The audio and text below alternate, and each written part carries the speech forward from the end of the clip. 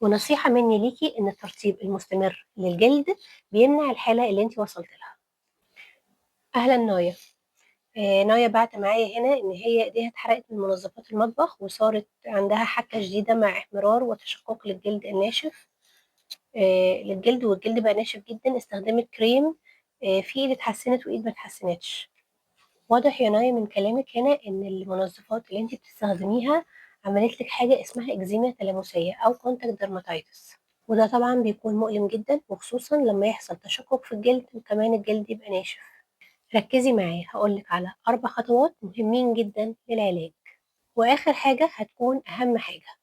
اول حاجه ان انت هتنضفي ايديكي كويس جدا بالميه الفتره الجاريه من غير اي منظفات. خطوه رقم 2 اللي انت هتحطي كريم مضاد حيوي ومعاه نسبه كورتيزون زي فيوسيدين اتش كريم. هتحطيه مرتين، مره الصبح ومره بالليل لمده 5 ايام. وهتحطي بعديه بنص ساعه كريم مرطب سيكا بلاست بوم بي 5، برضه مره الصبح ومره بالليل بعد كريم المضاد الحيوي بنص ساعه.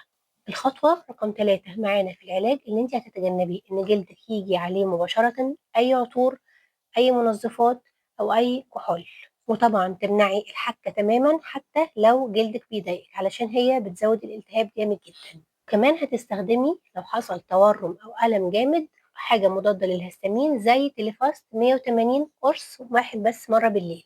رابع خطوة وأهم خطوة اللي أنا قلت لك عليها في أول الفيديو إن أنت دايما هتلبسي جلافز بلاستيك قبل ما تستخدمي أي منظفات أو أي حاجة تستخدميها في البيت، أو قبل ما تنضفي أي حاجة ما تخليش الحاجات تيجي على جلدك مباشرة.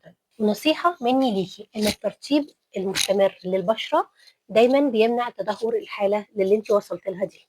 وطبعا اعملي فولو وشير للفيديو على الستوري عندك واعملي له ريبوست، وخلي أصحابك اللي بتحبيهم يعملوا فولو هنا. ولو عندك أي سؤال ابعتيلي في كومنت.